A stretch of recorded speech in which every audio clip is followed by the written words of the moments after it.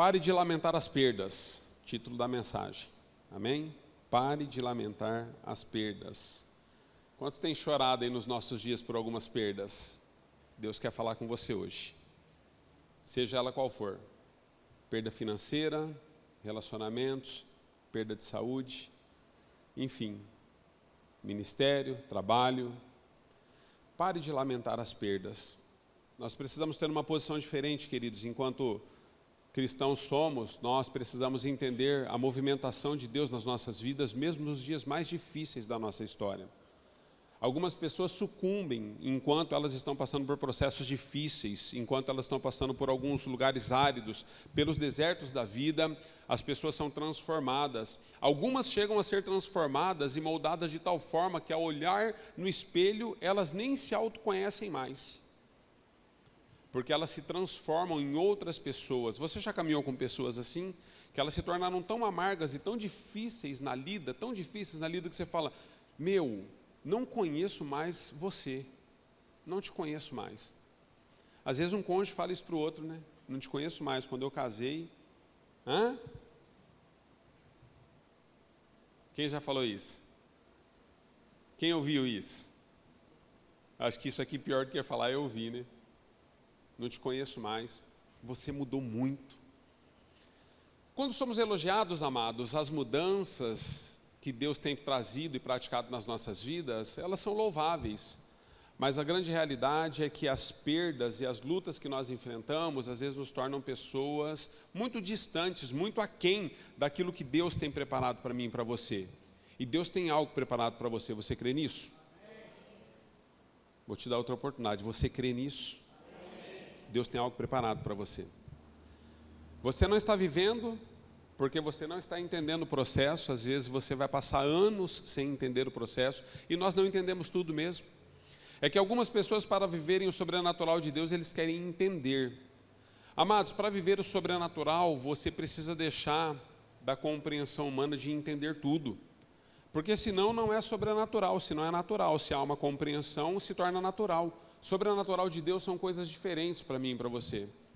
São momentos dos quais Deus, Ele de fato toma a dianteira de tudo, Ele toma as rédeas e a condução das nossas vidas.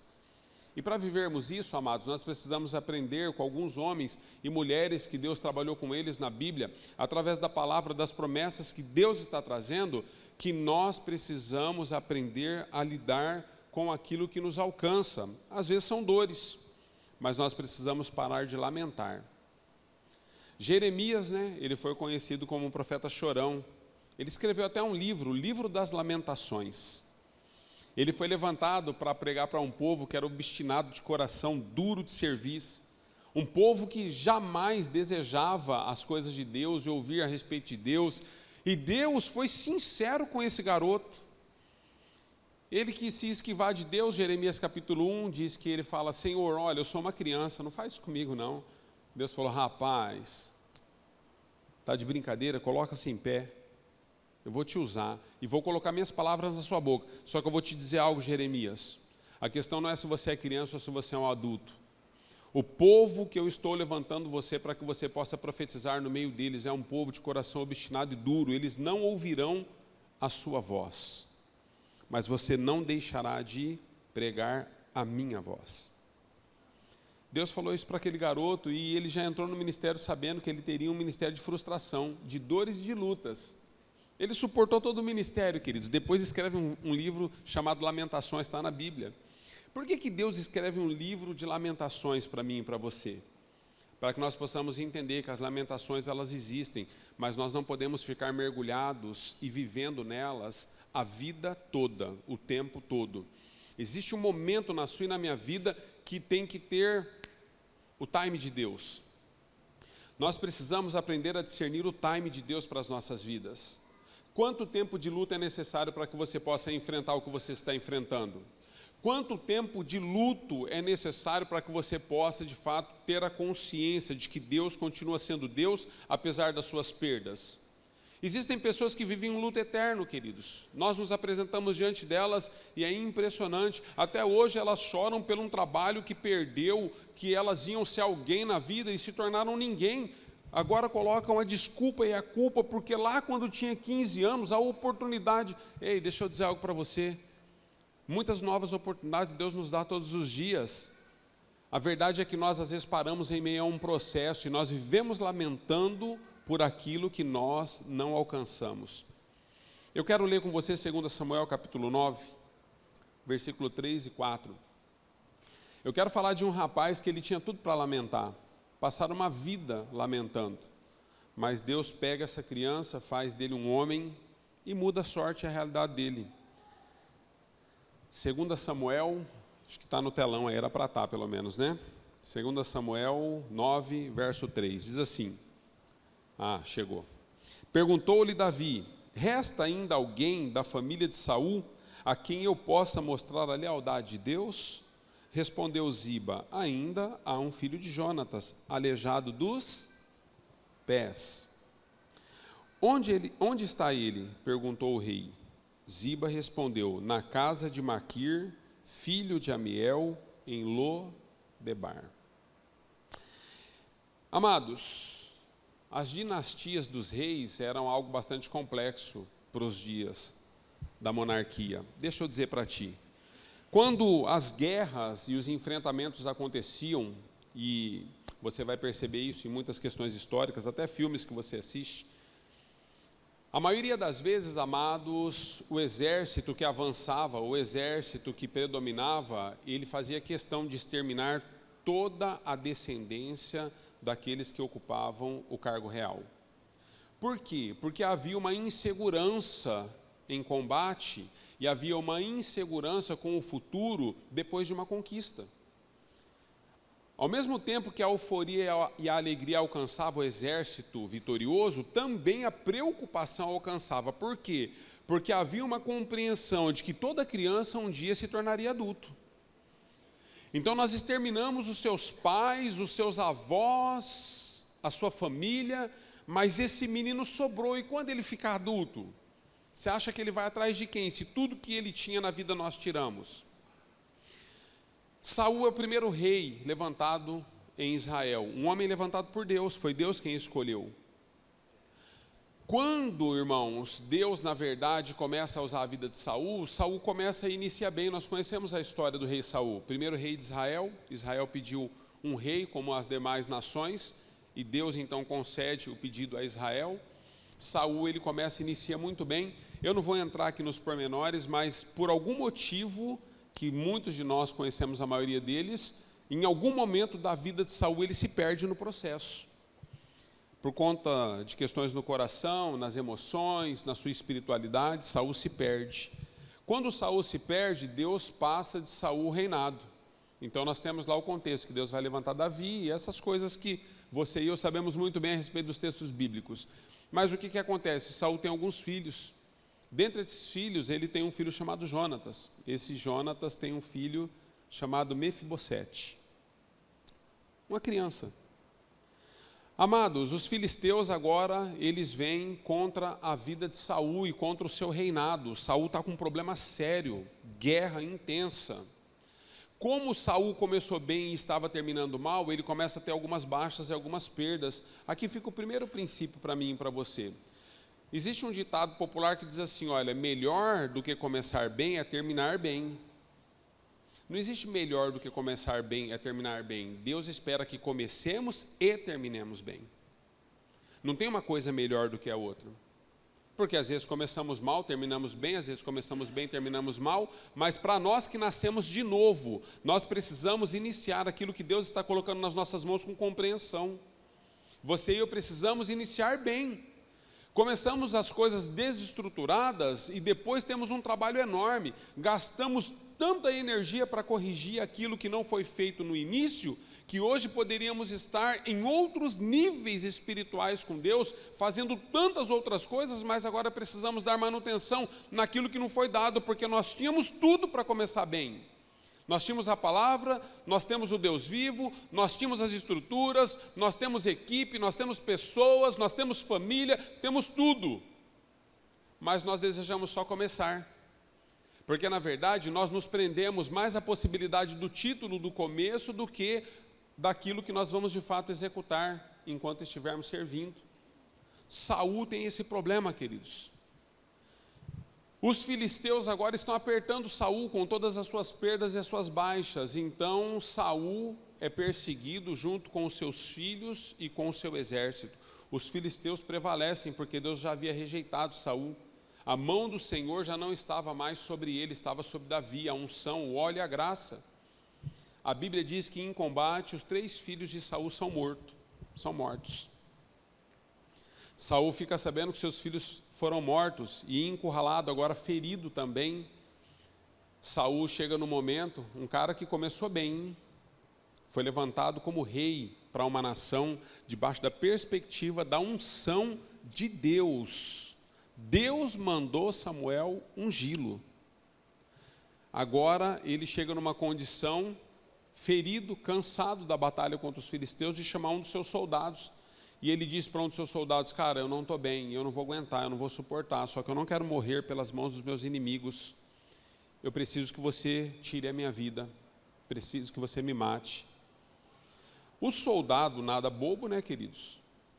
Ele disse: Senhor, eu não posso fazer isso contigo. Tu és rei em Israel, como que eu vou fazer isso?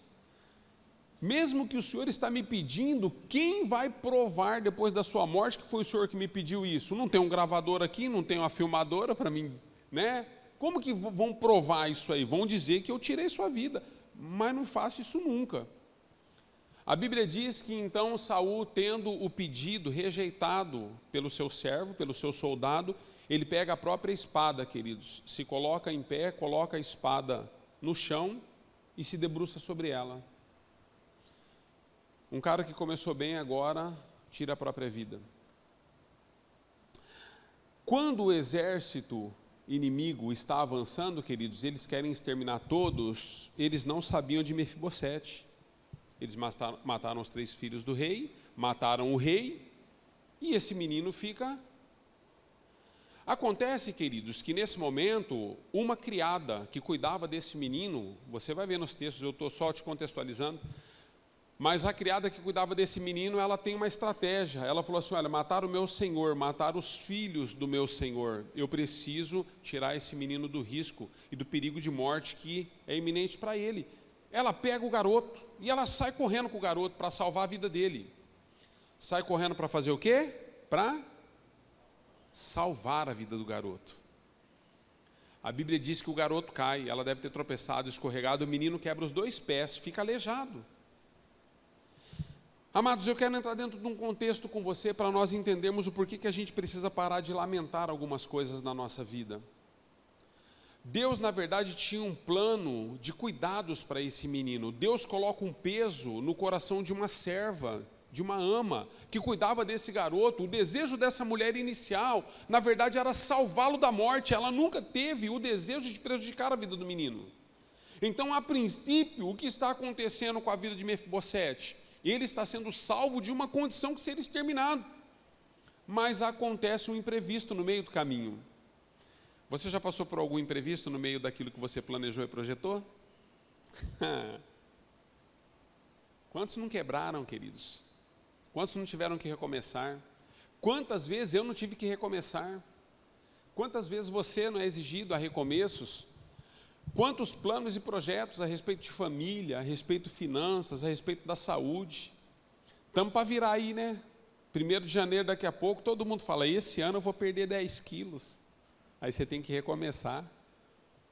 Porque não dura um mês o voto.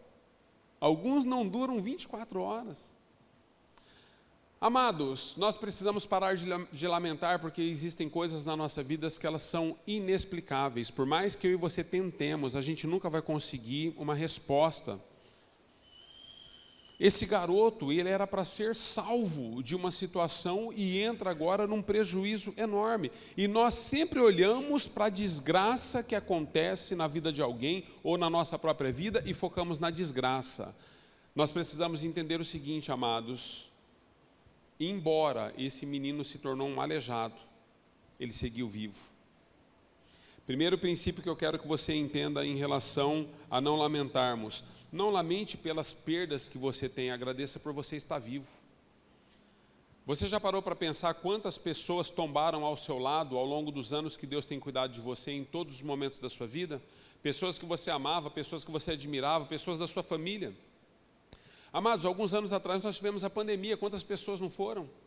Mas você está aí. Às vezes se considerando um aleijado, uma aleijada, mas você está vivo. Todas as vezes que Deus tem propósito nas nossas vidas, em algum momento nós precisamos entender o porquê que Ele está nos mantendo na posição que Ele nos deu, o porquê que Ele continua firmando os nossos pés sobre a sua vontade, sobre aquilo que Ele planejou para mim e para você. O porquê será, queridos, que dentre tantas outras pessoas lá fora, Deus ainda nos permite, melhor dizendo, permanecer em pé? Por quê? Ah, pastor, mas eu tenho muitas limitações. Mefibosete também tinha. Mas Deus manteve aquele garoto vivo. E no final de tudo a gente vai entender algumas coisas a respeito desse garoto. O desejo de Deus para mim e para você é que nós possamos tirar os olhos e o foco daquilo que são tragédias. Aconteceu, queridos, mas pare de olhar para as pessoas que te derrubou no caminho. A Ama derrubou esse menino no caminho. O desejo dela não era derrubá-lo, mas ela derrubou. Onde eu quero chegar com você? Às vezes você tem olhado para as pessoas que fizeram você tropeçar, que te derrubaram, que mancharam a sua dignidade, a sua integridade, que falaram contra você, que se levantaram contra a sua vida, contra a sua história, contra a sua família. Pessoas que não foram justas com você quando você entregou o coração nas mãos delas. Você foi justo, foi justa com ela o tempo todo. O tempo todo você se entregou, se doou, amou incondicionalmente, foi apunhalado pelas costas. Ei, parece que a Bíblia nos ensina a respeito de uma pessoa assim, que depois de ter entregue tudo que era e tudo que tinha, beijar o rosto dele. Uma pessoa que caminhou com ele, que ele discipulou, que ele amou. E depois do beijo, os soldados pegam ele e levam ele para uma cruz. Já ouviu falar desse homem? Uma pessoa que entregou tudo. Jesus, queridos, em momento algum, ele ficou olhando para as pessoas que derrubaram ele, ou que fizeram com que ele pudesse tropeçar em algum momento. Jesus, ele sempre olhou para aquilo que Deus tinha para a vida dele. Paulo nos ensina um princípio exato e absoluto sobre isso. Paulo, ele enfrentou muitas demandas na vida, como eu e você, mas houve um momento na vida de Paulo que ele disse o seguinte: olha, olhando firme para o autor e consumador da minha fé, Cristo Jesus, eu sigo e prossigo em direção ao alvo. Você tem prosseguido? Ou você tem olhado para as pessoas que te derrubaram? Você tem tido o espírito de Oli? Muitos nem lembram desse desenho, né? Ó vida, ó céus, Oli. Quantos se lembram do Oli? Eu percebo que se lembra quem ri, né? O pessoal que ri lembra. Esse desenho é de 1943. Então, queridos, deixa eu dizer para você, nós não somos pessoas que devemos lamentar, sabe por quê? Porque enquanto você estava morta nos seus delitos e pecados, Deus decidiu escrever seu nome no livro da vida. Ele decidiu mudar a sua história e firmar os seus pés sobre a rocha que é Cristo Jesus. Houve um momento na sua vida que sequer você participou e Deus te carregou no colo. Agora deixa eu dizer para você, diferente dos acidentes humanos, Deus, na verdade, Ele nunca derrubou você do colo. E Deus nunca encolhe as mãos para você. A Bíblia diz que os ouvidos do Senhor não estão tapados, nem os seus olhos estão vendados, nem as suas mãos estão encolhidas para que Ele não possa te abençoar e te alcançar. Deus tem um propósito para você e para mim. Mas nós olhamos para as pessoas que nos derrubaram e nós ficamos lamentando todos os dias as dores que nos alcançam. Por que você lamenta tanto? Olha, presta atenção, queridos, eu caminho com pessoas e aconselhando pessoas, as pessoas falam assim: ah, pastor, por que eu? Sabe a pergunta que eu faço? Por que não? Tem que ser eu, então? Que se não é com você, tem que ser comigo, ou com outro irmão seu, ou com outra pessoa no meio da humanidade. Por que não eu? Amados, a vida na terra, ela não é um playground. A vida na terra não é uma Disney. A vida na terra é algo que deve ser vivido na sua intensidade e na compreensão daquilo que nós estamos enfrentando. com perdas, com dores. Hoje nós estamos bem, de repente temos um diagnóstico. A Amanda está aqui, o Vinícius, estão lutando contra o câncer. Estava tudo bem, né, filha? De repente, 30 aninhos, uma filha de 8. A vida deles mudaram, queridos. Nós temos acompanhado eles, temos andado com eles, a vida deles mudaram assim, da noite para o dia. Deitou bem, levantou com diagnóstico. Temos orado pela Amanda. Se você não tem orado por ela, você deveria se arrepender do seu pecado, porque o nome dessa menina está sendo colocado aqui toda semana para orarmos por ela. Quando você for orar na sua intimidade, lembra dessa menina. Agora, depois de todo o tratamento, coitada, está lutando, está. Quando a gente conversa com ela, parece que quem está doente é nós. Cheia de fé.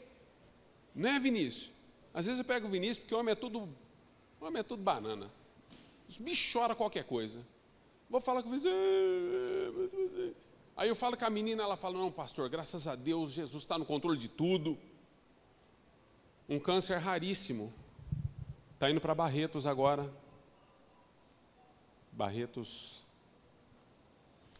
fazendo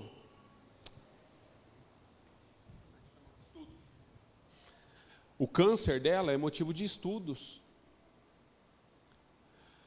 Querido, deixa eu dizer para você, um câncer raro. 1 em 1 milhão. Nós, queridos, precisamos entender. Nós não devemos lamentar. Choramos. Ficamos abatidos? Ficamos. Mas não podemos perder a confiança naquele que vive. Não podemos perder a confiança de que, ainda que pareça impossível para nós, enquanto homens, o que mais importa para Deus é o nosso nome no livro da vida. Não importa a quantidade de dias que nós vivemos, queridos, importa como nós vivemos esses dias.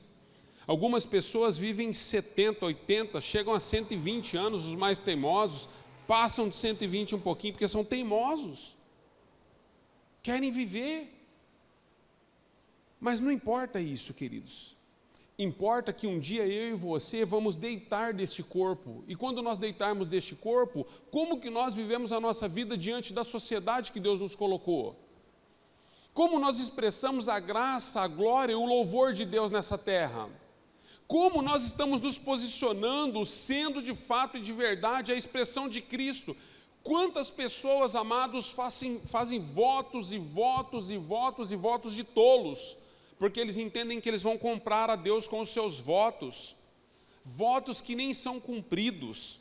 Fazemos votos para Deus, colocamos a nossa vida, a vida da nossa família nas mãos de Deus, muitas vezes de maneira assim, tola, porque nós achamos que tudo isso que vai nos sustentar na terra. Deixa eu dizer para você, o que vai sustentar a mim e a você na terra, é nós fitarmos os nossos olhos em Cristo Jesus, e as nossas lamentações diminuírem, reconhecendo, como Jó disse, Ele é Deus. Às vezes Ele nos dá, às vezes Ele nos tira, não temos respostas. Mefibosete não tinha resposta para isso, queridos. Era uma criancinha no colo, como que ele vai responder isso? Como que ele vai entender isso? Mas quando nós somos maduros em Deus, apesar das dores e enfrentamentos que nós temos, nós conseguimos declarar, certamente o meu Redentor vive. E eu tenho certeza que um dia Ele se levantará em meu favor. Se não for nesse tempo e nesse corpo, será naquele grande dia, porque naquele grande dia eu vou ouvir da boca dele, servo bom e fiel. Entra na alegria do teu Pai, entra no gozo eterno do teu Pai. Você tem se preocupado com a eternidade? Ou você tem se preocupado só com o momento? Quando nos preocupamos só com o momento, queridos, nós lamentamos todas as coisas. Porque nós somos o resultado daquilo que deu certo ou deu errado. Porque nós nos preocupamos só com o momento. O maior investimento que você pode fazer na vida, queridos, é o investimento que Jesus ensina. Quando Ele está no Sermão da Montanha, Ele vai dizendo o seguinte: muitas coisas são preciosas, mas Ele diz, olha, não acumulem para vocês tesouros nessa terra. Porque nessa terra, os ladrões vão roubar, vão minar, a traça e a ferrugem vai comer. Mas existe um tesouro nos céus, que quando vocês acumulam ele lá, ninguém pode mexer. Pessoas que não lamentam, queridos, eles acumulam tesouros nos céus. não tem a ver com a vida terrena tão somente. A vida terrena é uma passagem, é um êxodo. Sabia que nós estamos no êxodo, queridos? Nós estamos sendo levados de volta para casa. Nós somos peregrinos e forasteiros nesse lugar. Nós estamos voltando para casa. Nós precisamos chegar em casa. Você precisa chegar em casa. O teu pai está te esperando. Você precisa voltar. Não se distraia no meio do caminho, não lamente pelas perdas e pelas lutas que você está vivendo. Erga a sua cabeça e diga: Senhor, está tudo certo. Eu entendo, o Senhor não queria estar passando por isso, mas me fugiu às mãos. Mas, Senhor, eu entendo, o Senhor está no controle de tudo. Deus não perdeu o controle de tudo, porque pessoas como Amanda, como eu, como você, passamos por lutas. Ele está no controle de tudo. As lutas na nossa vida, querido, é porque houve um dia que a humanidade caiu e por conta da queda, hoje nós temos um mundo completamente deturpado e corrompido. Esse sistema foi corrompido, mas existe um sistema celestial. E é esse que nós devemos obedecer à voz daquele que nos chamou, que disse assim: olha, quando vocês forem orar, orem assim: Pai nosso que estás no céu, seja feita a tua vontade, assim na terra como no céu. Aí ele diz o seguinte: venha a nós o teu reino. Amados, existe um reino, existe um modelo, existe algo que foi liberado sobre a minha vida e sobre a sua vida como igreja. Existe uma realidade no mundo celestial que precisa vir à terra, e nós trazemos essa realidade na terra na maneira como nós nos posicionamos, em adoração, em santidade, em separação, em graça, em misericórdia, em amor. Existem momentos que você nem vai conseguir orar, mas a Bíblia diz que quando você não conseguir orar, o Espírito Santo de Deus intercede por você com gemidos inexprimíveis, porque Ele toma conta de todos os momentos da nossa vida. Nós precisamos trazer à existência, queridos, aquilo que está nos céus, porque para mim e para você é uma realidade. Ei, deixa eu dizer algo para você. O ímpio, a pessoa que não conhece Jesus, ela não tem esse privilégio de poder trazer à existência aquilo que ainda não existe em Deus. Mas a nós, a igreja de Cristo na terra, nós temos esse poder. Porque Deus deu isso quando Jesus está conversando com Pedro. Ele falou: Pedro, deixa eu dizer algo para você, filho. Eu estou colocando nas suas mãos as chaves. Tudo quanto você ligar na terra será ligado nos céus. E tudo quanto a igreja desligar na terra será desligado nos céus.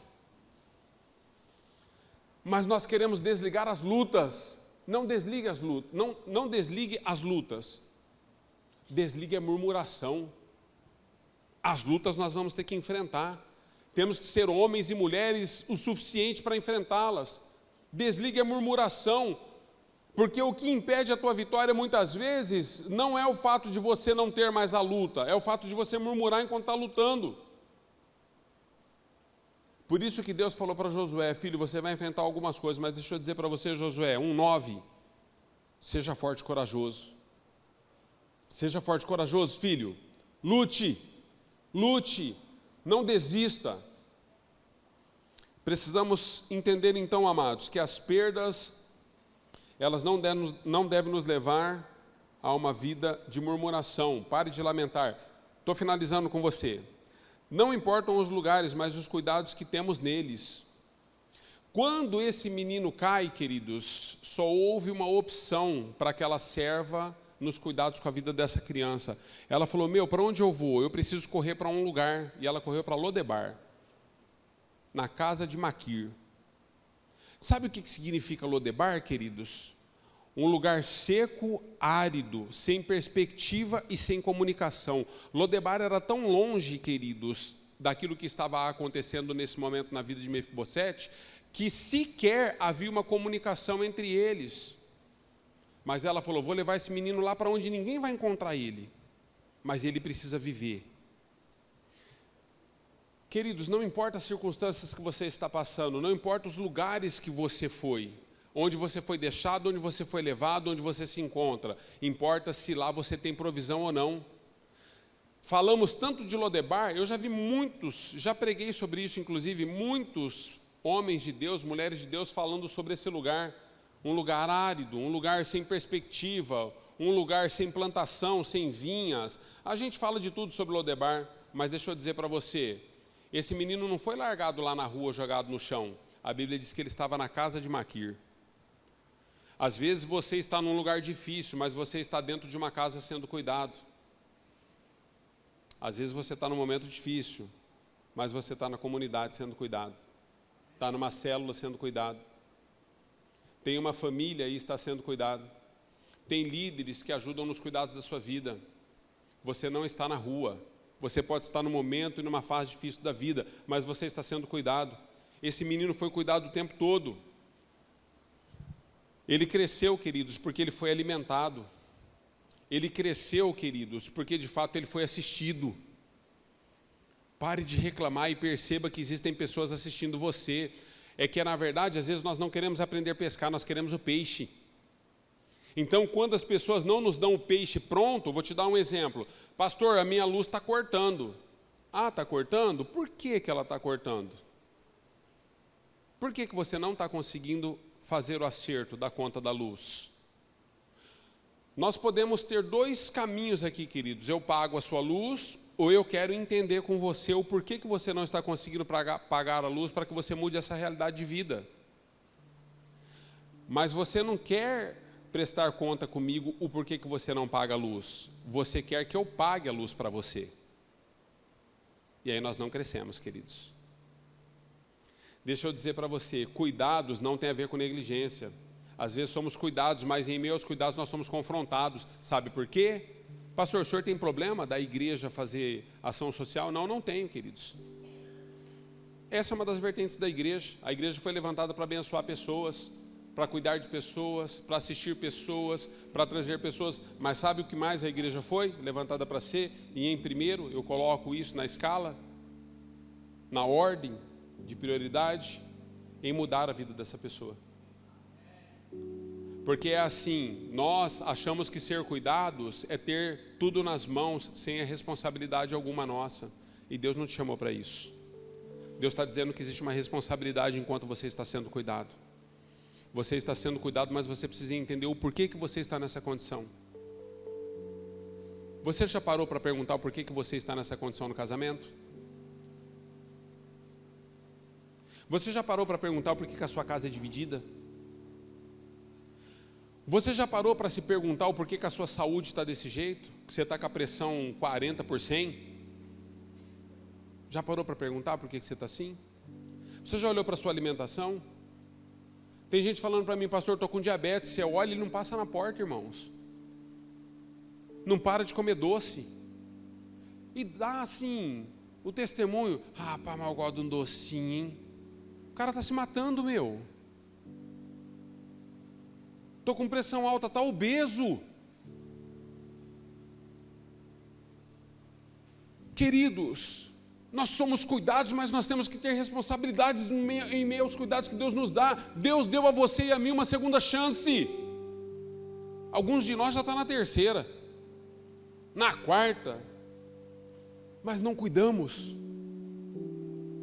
A responsabilidade em meio aos cuidados. Quando Deus coloca você dentro de uma casa, você precisa entender que essa casa tem regras, e essas regras não são as regras da sua casa, são as regras da casa que Ele está estabelecendo você. Às vezes você tem problema de caráter, não tem palavra. E quando você é colocado dentro de uma casa de honra e de palavra, as pessoas dentro dessa casa que você está sendo recebido vão ensinar para você que a palavra do homem é sim, sim, não, não. E que tem que ser uma palavra só, porque se não for uma única palavra, não provém de Deus, mas provém do maligno, diz o Senhor. Você vai ser confrontado, eu vou ser confrontado, esse menino está sendo confrontado, ele está sendo criado numa cultura, agora numa casa que não era dele. Deus transportou a gente do reino das trevas para o reino da sua maravilhosa luz, queridos. Dentro do reino da luz existe um padrão de transformação. Então não reclame, pare de reclamar, pare de murmurar, pare de lamentar, não lamente, se permita ser moldado e moldada por Deus, se permita ser transformado, transformada. Nós precisamos nos permitir, queridos, ser moldados. Deus leva o profeta na casa do oleiro. Aí o texto no original, queridos, porque eu nunca consegui entender isso, não diz que o vaso quebrou. O texto no original tem a palavra se. Diz que o vaso se quebrou. Partiu do vaso a quebra. Nós nos quebramos e nos arrebentamos, amados, em meio ao processo das moldas de Deus na nossa vida.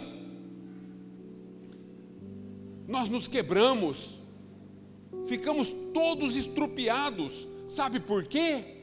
Porque a sociedade lá fora ensinou para mim e para você que sucesso, ser bem-sucedido, tem a ver com valores, com nível social, financeiro. Eu conheço muito pobre e rico, queridos. E eu conheço muito milionário e miserável. Onde está o teu coração? É aí que está o seu tesouro. Se permita ser moldado e moldada. Fique em pé para parecer que está acabando. Você se coloca em pé e eu finge que eu estou acabando, você finge que acredita que eu estou acabando. E daqui a pouco nós vamos terminar mesmo de falar de verdade. Vou pular um monte de coisa aqui também. Deus já puxou nossa orelha com força, né? Eu finalizo com você dizendo que Deus devolve a nossa cidadania quando nós entendemos que ao invés de lamentarmos as nossas perdas e colocarmos a culpa em quem nos derrubou, o Senhor entra com um processo de resgate nas nossas vidas. A Bíblia diz que na casa de Maquir, lá em Lodebar, um lugar árido, difícil, um dia esse menino está em casa e alguém chega lá e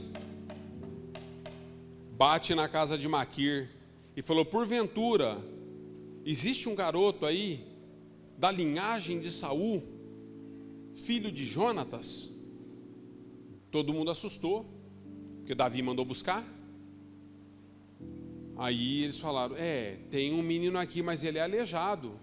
Ele falou: mas o rei mandou buscá-lo, porque o rei deseja devolver a ele a cidadania real. Ele vai sentar na mesa do rei de novo.